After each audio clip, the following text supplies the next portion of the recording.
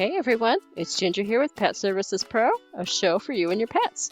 So if you're looking for easy ways to set up a Betta tank, then you are in the right place.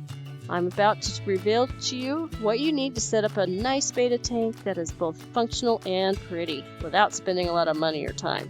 I understand that fish tanks can be time intensive and hard to maintain, but don't worry, because today I'm going to share with you about setting up a Betta fish tank easily. So like and subscribe and turn on that notification bell so you get alerted each time we upload a new video. Let's go!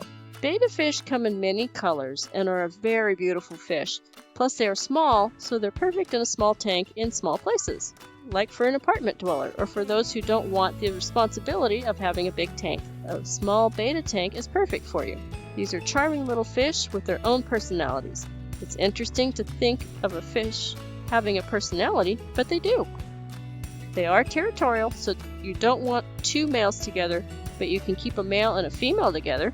It's fun to watch the male go up and blow bubbles on the surface of the water because he is trying to attract a female and make a nest for her so she can lay her eggs in it. If they do happen to breed and lay eggs and the babies hatch, that's a whole nother adventure. How wonderful would that be? Even though Betta fish don't need a lot of space to be happy, having at least a 1-gallon tank would be very helpful for them. He likes to swim and explore, so a Betta 1-gallon tank available in pet stores would be good for them to keep them healthy and allow them to exercise. Having a bigger tank also means you don't have to change out the water and clean it as often. They can be rather aggressive fish, so you want to make sure that you do your research to see which fish can get along with them, and I have successfully kept my Betta with a frog and a mystery snail, and they're all been happy together. Setting up your tank is pretty easy and doesn't take a lot of money. Things you will need is, of course, the tank, and you may want some sort of gravel to put in the bottom. Gravel is not necessary, but makes the tank look nice, and it allows uneaten food to fall to the bottom. It also holds plastic plants in place, well, if you're going to use them. Decorations add charm to your tank and give a fish a place to hide behind or in. Bettas like to lay on larger leaves so they can rest. If you can give them plants that he can hide in and rest on, he will be comfortable. If there's room in your tank for a little place he can go into and hide, he may enjoy that as well. Decorate with small figurines or rocks. Just make sure that they are fish safe and you can get them from a fish section of the pet store. You want to avoid decorations from just anywhere because they need to be clean and the paint or the material they are made from may not be safe for fish or do well in water. It's nice to have a bubbler of some sort to put oxygen in the water, although it's not necessary since Betta fish do just fine breathing from the top of the water. Having a filtration system is a good idea in a smaller tank, but in a gallon tank it can be a little difficult. It can be a little hard for him as the water circulation can be a bit swift and he may just be pulled into it. So you do not necessarily have to have a filtration system in a Betta tank. Having a lid on the tank with a light source is important.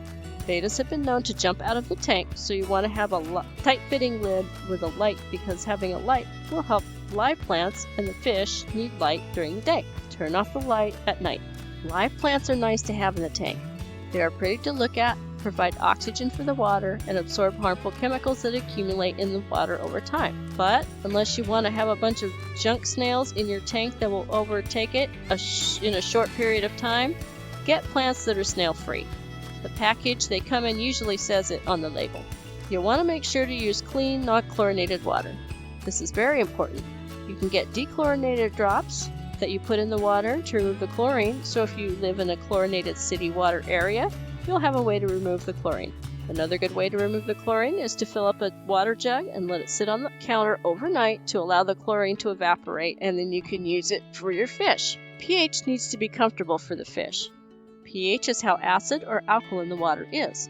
You can measure the pH using kits you can get at the pet store and then drops to adjust the pH in your fish tank. They do seem to like slightly acidic water, so somewhere between 5 and 7, which keeps your fish happy and the protective layer of his skin intact. You'll have to change your water and clean the tank.